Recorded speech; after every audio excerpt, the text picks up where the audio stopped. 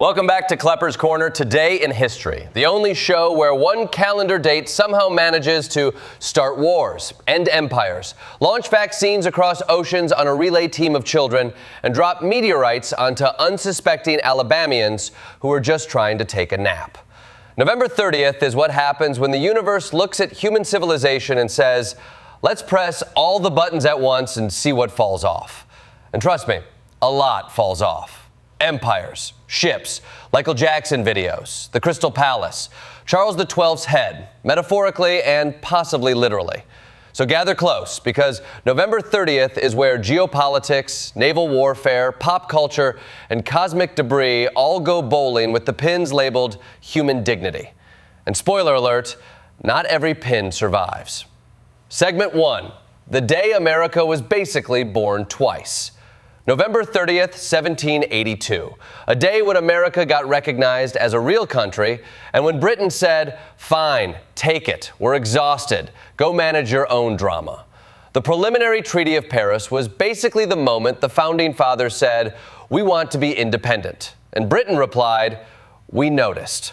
Franklin, Adams, Jay, they were instructed to consult the French, which they immediately didn't do.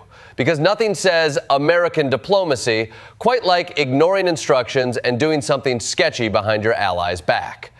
John Jay suspected the French were trying to box America into staying east of the Appalachians. And he was right, because the 18th century was basically one long episode of International Real Housewives, Versailles edition. So America went behind France's back and struck a deal directly with Britain. And Britain, desperate to make at least one friend after losing a continent, said, sure, take half the continent and please don't be mad. The treaty drew boundaries so ambitious that America basically doubled overnight. You want the Mississippi River? Sure. You want the Great Lakes? Take them. You want fishing rights off Newfoundland? Fine. Just do us one favor. Please, please don't ally with France more than you already have. Britain was like an ex trying to stay relevant by giving you half their stuff and pretending it was all part of their plan. And just to add spice, the treaty asked Americans to be nice to loyalists. That went about as well as asking Twitter to be nice for 10 minutes. Segment 2, the empire that couldn't catch a break, Aden, 1967. Fast forward to November 30th, 1967, when the British looked at Aden, wiped their brow, and said, we did colonialism for 130 years, and now we are very, very tired. The Aden emergency had turned into the world's worst urban obstacle course, featuring two rival nationalist groups, constant ambushes, and British soldiers wondering why they were still guarding a port halfway across the world when their home government barely remembered to send bullets. By 1967, the math wasn't mathing. The Treasury didn't want to pay for it. The soldiers didn't want to die for it. And the rebels absolutely wanted the British to leave, enthusiastically. And so, on November 30th, the Union Jack came down and South Yemen became the sole communist state in the Arab world, which is like being the only vegan at a Texas barbecue. You're going to stand out, and not always in a good way. The fallout? Endless instability, civil wars, proxy conflicts, a very awkward unification with North Yemen decades later. Happy Independence Day, South Yemen.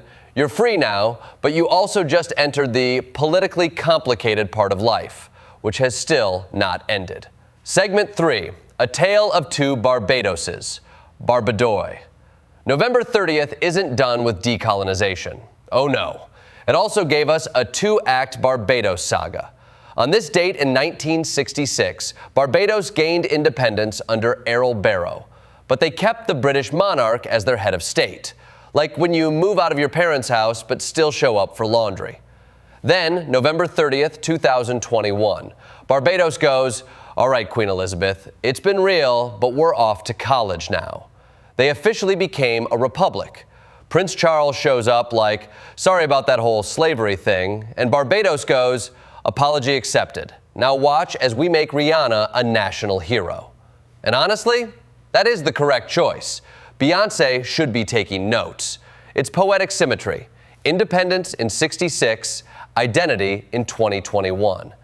a 55-year maturation cycle, like colonial wine finally uncorked.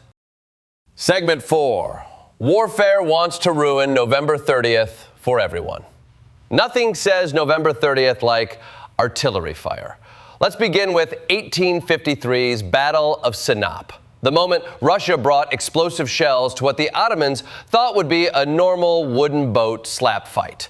But the Pakhan's guns made wooden ships combust like they were soaked in kerosene and childhood trauma. In hours, the Ottoman fleet was gone. Britain and France freaked out because Russia suddenly looked way too bold, and the Crimean War was on.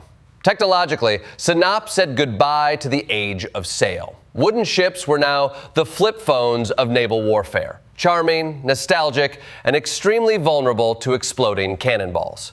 Jump to 1939, when Stalin invaded Finland on November 30th, because he assumed Finland would fold faster than an IKEA futon. Instead, the Soviets bombed Helsinki, killed civilians, and claimed they were dropping food. Finland responded by naming incendiary explosives Molotov bread baskets and their DIY anti-tank bombs Molotov cocktails. That is wartime branding at its finest. Then there's November 30th, 1864, the Battle of Franklin. Confederate General Hood ordered a frontal assault so suicidal that even Pickett's charge went, "Dude, chill."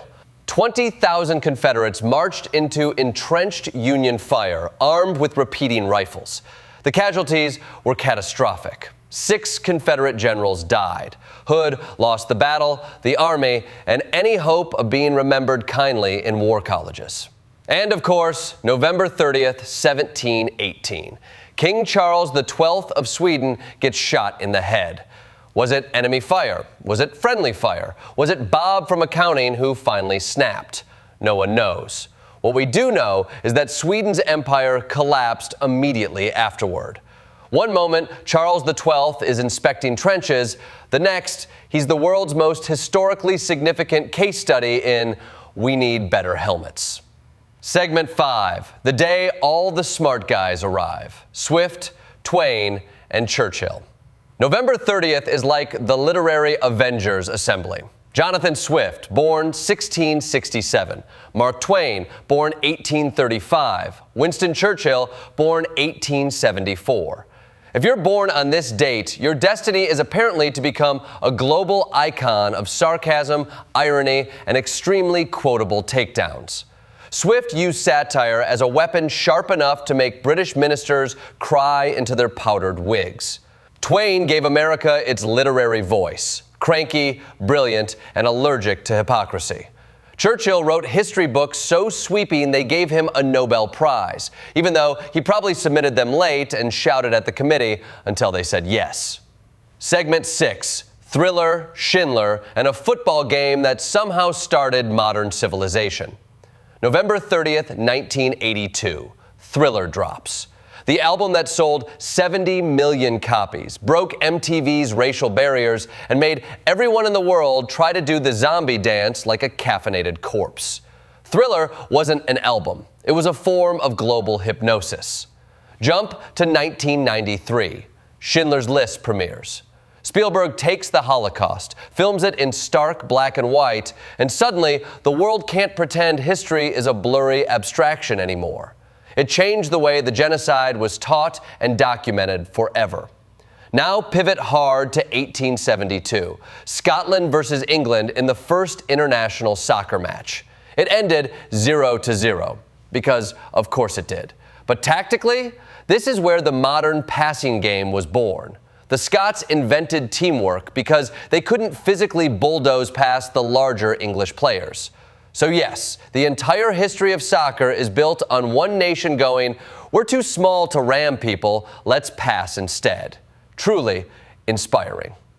Segment 7, meteorites, Mars, and a tunnel nobody talks about. November 30th has a scientific sense of humor. In 1954, a meteorite crashed into a woman's hip in Alabama, the only confirmed case of a human being struck by a rock from space. Imagine being the lottery winner of cosmic misfortune. Then, in 1964, the USSR launched Zond 2 with plasma thrusters, the first stepping stone toward today's deep space propulsion systems. Sure, it lost contact before reaching Mars, but in the Soviet space program, that counts as a solid B-. Meanwhile, in 1866, Chicago began digging its first underwater tunnel, a Victorian engineering marvel, proving that even in the 19th century, Americans were already stressed enough about traffic to start burrowing under rivers like caffeinated gophers. In conclusion, November 30th is the day history shows up with a clipboard and starts making changes.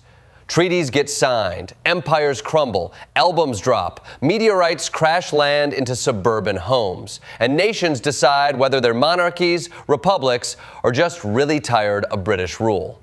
It is a date that refuses to be subtle. Every century, every continent, something dramatic happens. Battles erupt, laws change, cities burn, and someone, somewhere is probably yelling, "Wait, today?"